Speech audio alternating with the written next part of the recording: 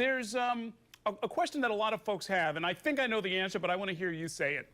There's no sort of one-swipe integration plan between this new ferry service and the MTA, although they are of comparable prices.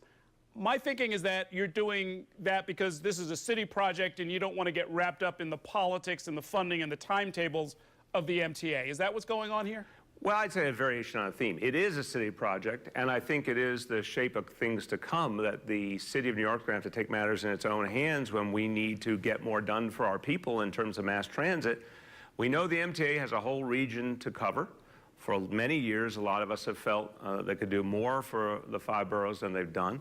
We also know they're dealing with real serious financial issues. So, look, we found ways to do our own thing that could really reach a lot of people. And I put it into 3 categories that are wholly our own in the city. Obviously, the new citywide ferry service, the Brooklyn-Queens connector light rail that's being planned, and in a different way, City Bike, which is self-sustaining. Okay, you mentioned the BQX connector, the proposal for the trolley between points in Brooklyn and Astoria, Queens, and Sunset Park, Brooklyn. And so you, a memo recently came to light. Reportedly there are some findings that because of the existing increase, some would say spike, in property valuations along the line, the proposed route, that you really wouldn't get the kind of tax recapture that would be necessary to have the thing pay for itself. Look, that was, as I understand, I have not seen that memo. I understand it was a draft memo, and it really reflected a certain point in time. This is part of a much bigger examination that we said we were going to do, and we're now undertaking to test the feasibility of this idea. I think it's a great idea. I think it's an idea that could reach, the hundreds of thousands of people who live there and hundreds of thousands more people who work in the area of that East River corridor in Queens and Brooklyn. I think it'll really help economic development, help job growth, be a great amenity for a lot of parts of the community that don't have the best transit options. Red Hook's another example there as well.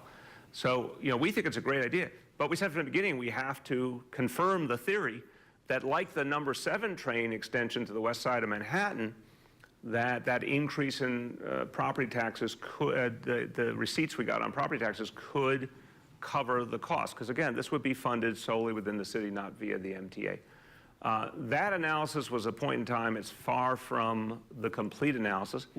I believe in the end we're going to find that the original vision does work, and we're going to move forward on the existing timetable. And look, we just showed with the ferry service, we're actually ahead of schedule on the ferry service. We're, just like I'm proud to say, we're ahead of schedule on our affordable housing plan. We believe this is a vision that can work and can work on time. But if it turns out, Errol, that upon further analysis, we think there's a funding gap, I'm going to be very open about that, and then that's going to beg the question, how should we proceed? And we'll cross that bridge when we get to it. Okay.